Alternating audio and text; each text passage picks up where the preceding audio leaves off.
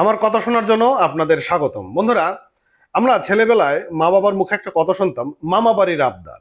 তো আমরা মা বাবার কাছে যখন কোনো কিছু আবদার করতাম তখন না দিতে পেরে বলতো মামা বাড়ির আবদার, অর্থাৎ মামা বাড়ি গেলেই এ সকল আবদারগুলো মিটে যায়। তো আমাদের জুলাই যোদ্ধারা তারা হচ্ছেন ভাগ্নে, আর মামা হচ্ছেন আমাদের প্রধান উপদেষ্টা ডক্টর মোহাম্মদ ইউনূস স্যার। এখন ভাগ্নেরা মামার কাছে যে আবদারি করতে যাচ্ছে সে সকল আবদারগুলোই মামা কোনো না কোনো ভাবে বিভিন্ন কৌশলে হলেও সেই আবদারগুলো মিটিয়ে দিচ্ছে। তো যাই হোক, এখন ভাগনাদের নতুন একটি দাবি তুলেছে। সেই দাবি এখন মামা কিভাবে মিটিয়ে দেবে সেটি কিন্তু আজকে আমরা একটু আলোচনা করার চেষ্টা করবো। খুবই ইন্টারেস্টিং এবং খুবই গুরুত্বপূর্ণ নিউজ হতে যাচ্ছে। কন্টিনিউ করতে থাকেন, ভিডিওটি লাইক করবেন, শেয়ার করবেন, আর ভিডিওটি দেখতে থাকুন। বন্ধুরা, আপনারা জানেন জুলাই গণঅভ্যুত্থান হয়েছে। সেই জুলাই গণঅভ্যুত্থানে স্বৈরাচার মানে অর্থাৎ শেখ হাসিনা, স্বৈরাচার বলতে শেখ হাসিনা, তিনি বাংলাদেশ থেকে পালিয়ে ভারতে অবস্থান করছেন। ভারতে অবস্থায় এই সকল যারা জুলাই যোদ্ধারা ছিলেন তারা এখন ভাগ্নে হয়ে গিয়েছেন, আর মামার ভূমিকায় রয়েছেন আমাদের প্রধান উপদেষ্টা ডক্টর মোহাম্মদ ইউনূস স্যার। এখন এই ভাগ্নেরা মামার কাছে একের পর এক দাবি তুলে আসছেন। সে সকল দাবিগুলো মামা বিভিন্ন কৌশলে মিটিয়ে যাচ্ছেন। তো এইবার ভাগ্নেরা নতুন করে আর একটা দাবি তুলছেন। সে দাবিটা হলো যে 14 দল যে শরিক ছিল তাদেরকে আগামী জাতীয় সংসদ নির্বাচনের থেকে বিরত রাখতে হবে। তার মধ্যে অন্যতম হচ্ছে জাতীয় পার্টি।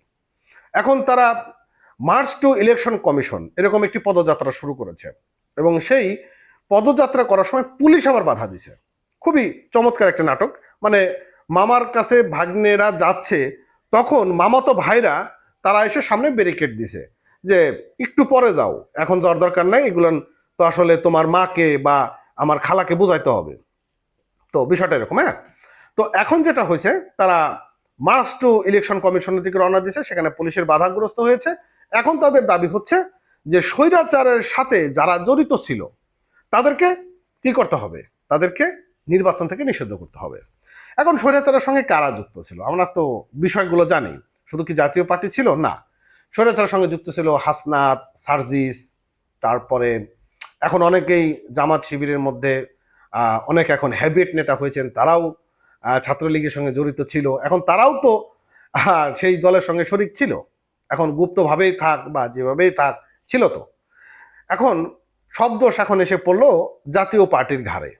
এখন এই জাতীয় পার্টি তারা আগামী নির্বাচন যদি অংশগ্রহণ না করতে পারে তাহলে সেই নির্বাচন তো প্রশ্নবিদ্ধ হবে। এতে আমাদের হয়তো মামার বা প্রধান উপদেষ্টা কোনো যায় আসে না। তিনি তো নির্বাচনটা দিতে পারলে বেঁচে যায়, এবং বেঁচে যায় বলতে থাকতে পারলে আরো ভালো হয়, কিন্তু দিতে পারলে বেঁচে যায়।